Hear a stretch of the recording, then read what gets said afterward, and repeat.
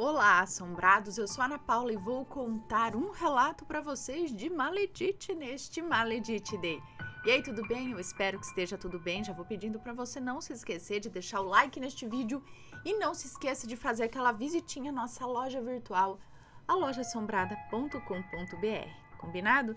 Então, beleza, bora pro relato de Maledite de hoje, né? A gente passar um pouquinho de raiva, porque a gente sempre passa uma raivinha nos dias de Maledite. Vamos lá. A Maledite que me amaldiçoou antes de eu nascer e quase me fez virar um maledito. É o moço que nos conta, então. Olá, Ana, Matheus e assombrados. Eu espero que todos estejam bem. O relato que eu vou contar, na verdade, é sobre uma história dividida em duas partes. Sendo a primeira parte aqui eu falo sobre uma mulher que fez diversas maldades com a minha família e comigo, envolvendo trabalhos de magia antes mesmo de eu nascer. E a segunda parte sendo sobre as consequências dessas maldades na minha vida e na vida dos meus familiares mais próximos. Vamos lá. A primeira parte da história se passa no ano de 1993, 4 anos antes de eu nascer. E começa quando os meus pais já se conheciam há algum tempo e já estavam juntos como namorados na época.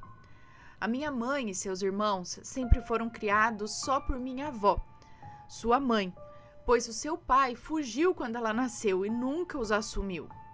Vale ressaltar que a família da minha mãe nessa época era muito pobre e tinha uma mentalidade bem retrógrada sobre relacionamentos amorosos ainda.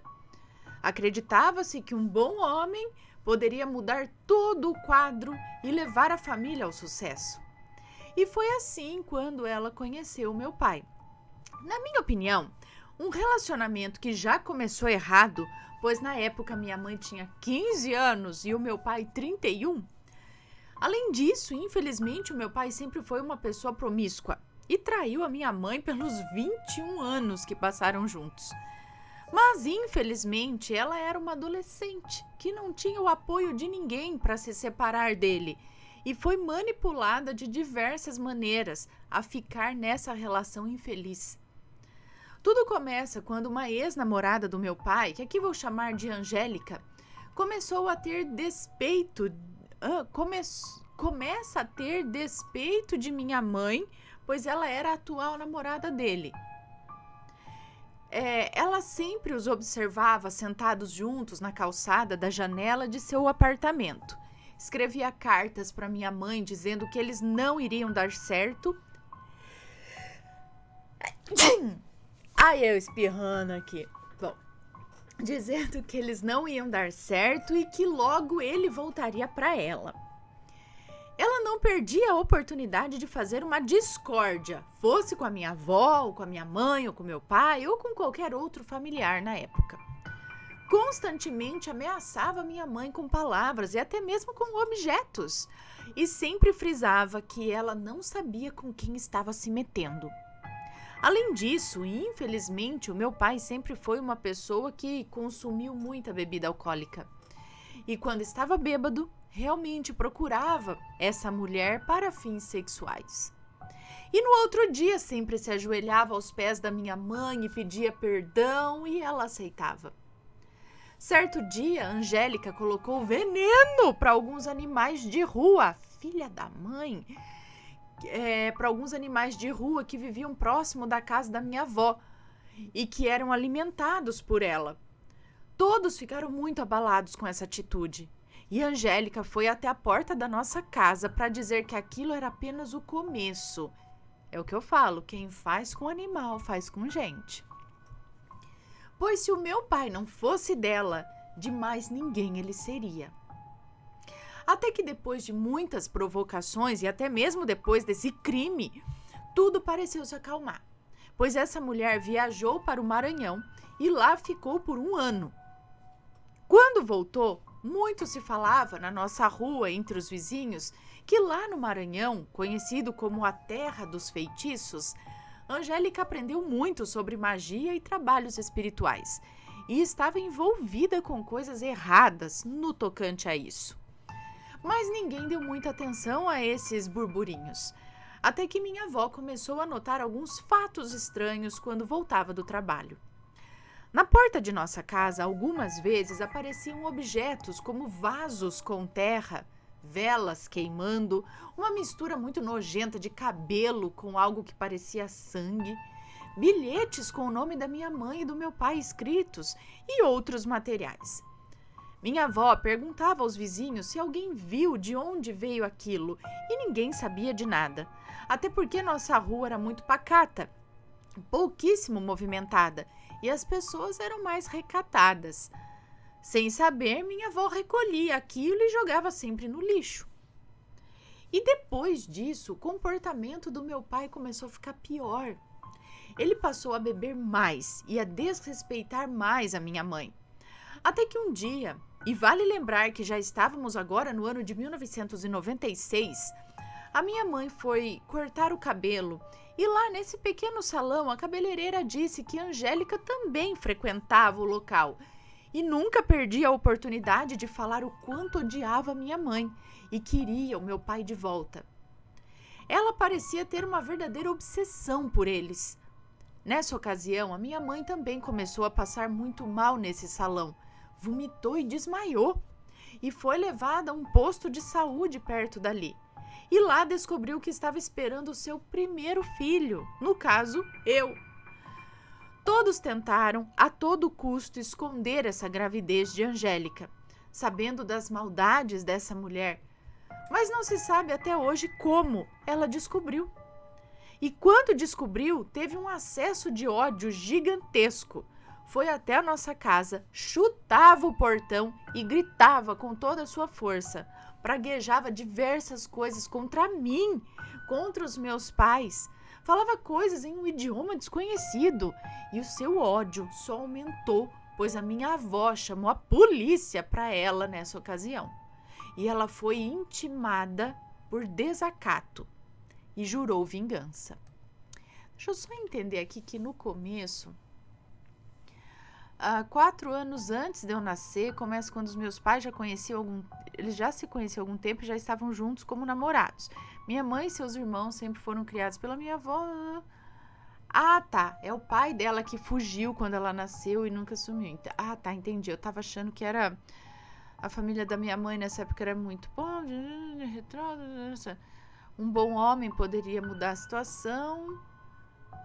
E foi assim quando minha mãe conheceu meu pai. Ah, tá. Eu achei que ela já tinha sido abandonada grávida, mas foi a avó, a mãe dela. Entendi. Então, voltando agora aqui, que a mulher jurou vingança.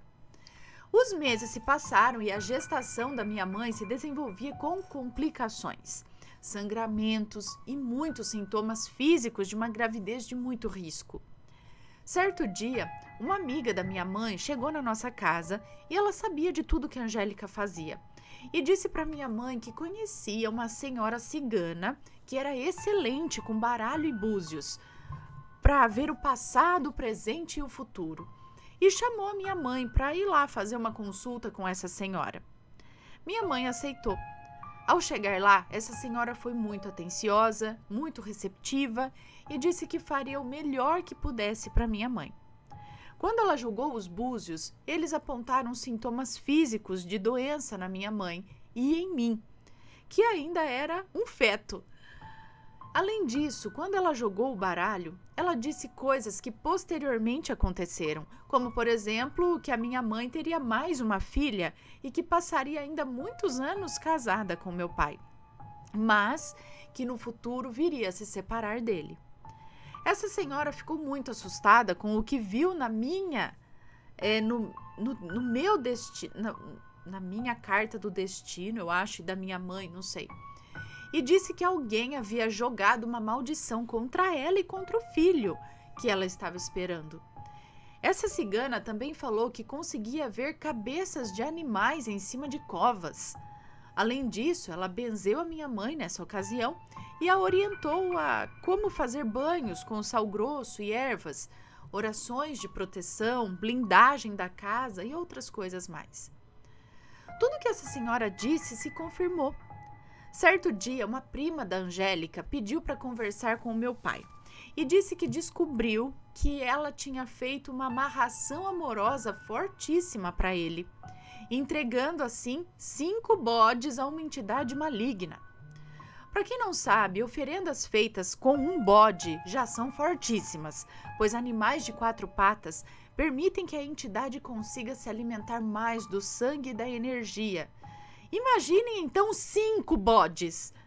Além disso, disse também que a terra que ela colocava na porta da nossa casa era terra de cemitério e tinha feito um trabalho de destruição gradativa para minha mãe e um trabalho de morte para mim, que ainda estava em seu ventre. Felizmente, graças às misericórdias infinitas de Deus, ainda que com complicações, no ano de 1997 eu nasci. E quando soube do meu nascimento, Angélica jurou novamente vingança. Minha mãe fez uma consulta novamente com a senhora cigana para ver coisas que poderiam acontecer comigo e com ela. E ela falou: minha filha, infelizmente tem um mal muito forte na sua vida, na vida do seu companheiro e na vida dessa criança. Mas tem um mal maior ainda, na vida de quem lançou isso contra vocês. Eu vejo um acidente de carro na vida dessa pessoa. Na ocasião também, essa senhora fez um ritual para o anjo Gabriel, para que ele sempre me acompanhasse. E algo que me emociona muito e me faz chorar de alegria até hoje é minha mãe. É que minha mãe sempre me conta que via quando a janela do quarto que ficava onde ficava o meu berço, quando essa janela ficava aberta, eu ainda bebê, eu sempre dava gargalhadas e parecia brincar com alguém que ficava do lado de fora do quarto, me protegendo. Além disso, um vento soprava, e a cada vez que ela estava em nossa casa, uma paz muito grande preenchia o ambiente. Semanas depois da última consulta da minha mãe com essa senhora cigana, soube-se na rua que Angélica havia sofrido um grave acidente de carro e estava em coma. Quando acordou do coma, ficou com uma sequela irreversível na perna e passou a precisar caminhar sempre com a ajuda de muletas. Mas isso só piorou o seu comportamento. Ela também perdeu seu emprego e começou a passar necessidades na época, e isso só a deixava com mais fúria.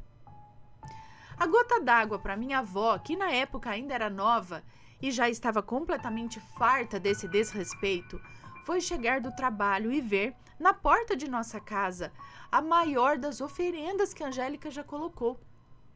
Uma cena de filme de terror. Vários grandes potes de barro com terra preta, crucifixos quebrados e vários pedaços ensanguentados de galinhas. Vovó foi até a casa dela e, muito irada, gritou que tudo que ela havia desejado e feito para nós voltaria em dobro para ela. O tempo passou e, infelizmente, tudo que essa mulher fez com que a nossa vida ficasse muito difícil nos anos posteriores. Passamos inúmeros perrengues financeiros, fome, um lar desestruturado pela bebedeira do meu pai, que anos mais tarde também começou a usar drogas ilícitas e a agredir a minha mãe. No ano de 1999, a minha mãe ficou grávida da minha irmã e em 2000 ela nasceu. Nessa época, Angélica estava com câncer em diversas partes do corpo e já não tinha nem mais forças para fazer mais maldades. Acredito que por isso ela já estava vivendo uma vida desestruturada por tudo que havia desejado e feito para nós. Ana, eu tive uma infância muito difícil. Um pai que sempre bêbado quebrava tudo dentro de casa. Batia na minha mãe e em nós. Eu vou espirrar. De novo, perdão, continuando. Chegou até mesmo a nos levar para locais perigosos, onde ele ia para comprar drogas. Colocou a nossa vida em risco diversas vezes. Tudo aquilo me fez ter muita raiva dele. Em 2012, eu contei para ele, eu acho, que eu era homossexual. E ele me bateu tanto que eu desmaiei. Ai, gente. E o meu coração ficou preenchido de muita escuridão e muita raiva. E o comportamento dele só piorava. Ele sempre me testava, desdenhava de mim, me desonrava com palavras, me batia e simultaneamente desestruturava cada vez mais o nosso lar com seus comportamentos e seus vícios. Eu sempre apresentava tudo para Deus e sempre tentava perdoá-lo, mas chegou num ponto que ficou insustentável. A gota d'água para isso tudo foi no ano de 2016. Ele me levar para um lugar onde ele disse que iríamos para nos divertir, mas na verdade ele me levou onde ele decidiu comprar entorpecentes. E lá eu passei várias horas preso e sendo ameaçado de morte por pessoas que aqui nem vale a pena citar quem são. Além disso, nessa ocasião, tivemos o nosso carrinho que minha avó comprou com tanta luta, roubado, e precisamos voltar. Quando fomos liberados daquele lugar, a pé para casa. E precisamos voltar quando fomos liberados daquele lugar a pé para casa, porque roubaram o carro ainda para ajudar. Ele, completamente fora de si, babando e muito transtornado, eu precisando carregá-lo por quilômetros até a nossa casa. E no outro dia, ai de quem falasse alguma coisa, pois ele era muito violento. Aquilo já tinha acabado com o meu psicológico. Eu fiquei doente mentalmente. Eu não sabia mais o que fazer. Eu tinha sonhos de muita violência contra ele. Eu fiquei depressivo e não conseguia mais chamá-lo de pai. Em 2017, após a maior das agressões dele contra nós e contra minha mãe, eles romperam o casamento e ele voltou para sua terra natal. Minha mãe precisou fazer denúncias contra ele e uma medida protetiva. Depois de tudo isso, mesmo com muita culpa e muito peso no meu coração, eu chorava e não conseguia mais acreditar em Deus. Eu perguntava a ele por que ele estava calado e por que ele não estava falando nada para as injustiças do meu pai. Prometi no meu íntimo me vingar dele. Em 2018, ele passou um ano internado numa clínica de reabilitação, para poder se desintoxicar das drogas e tentar voltar a ter uma vida mais digna. Já havia perdido seu emprego e estava sendo sustentado por seus pais. Sempre me tratava mal por ligação. Dizia palavras que tiravam a minha honra e decidi viajar até o local onde ele mora para pôr um fim nisso. Infelizmente, o meu coração estava preenchido de sentimentos sombrios e eu já não acreditava mais em Deus, pois pensava que ele tinha virado as costas para mim. Ao chegar lá, vi que ele repetia os comportamentos ruins dele com a atual esposa também. Fiquei com muita pena dela. E em uma madrugada específica, eles dois beberam muito e foram dormir completamente bêbados, em um quarto na casa da minha avó por parte de pai. Pelo visto, ele não tinha aprendido nada com a reabilitação. Nesse dia, eu vi o meu pai fazer com a sua atual esposa tudo o que ele já tinha feito conosco, com a minha mãe, e fiquei preenchido pelo pior dos sentimentos. Até que tive uma experiência sobrenatural muito forte. Enquanto eles dormiam no outro quarto, eu estava no quarto ao lado, dormindo, e acordei às 2h da manhã com um homem me chamando. E quando eu acordei, eu vi uma mistura de homem e névoa preta no canto da porta no quarto em que eu estava. Ele sussurrava, mas eu conseguia ouvir nitidamente. Até hoje eu não sei explicar o que foi aquilo. Eu parecia que estava hipnotizado.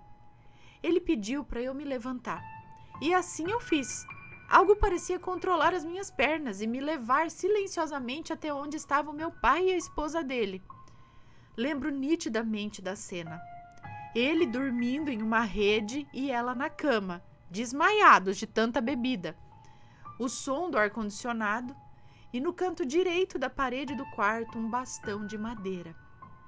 E essa voz macabra falando ao pé do meu ouvido: acaba logo com isso, acaba logo com isso, vai, acaba logo com isso. Nesse momento, dentro de mim, algo começou a falar involuntariamente a oração do anjo Gabriel.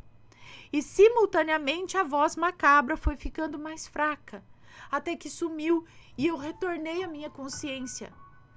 Graças a Deus, nessa ocasião, por suas misericórdias, uma tragédia não aconteceu. Voltei a dormir e no outro dia disse que precisava vir embora para minha terra.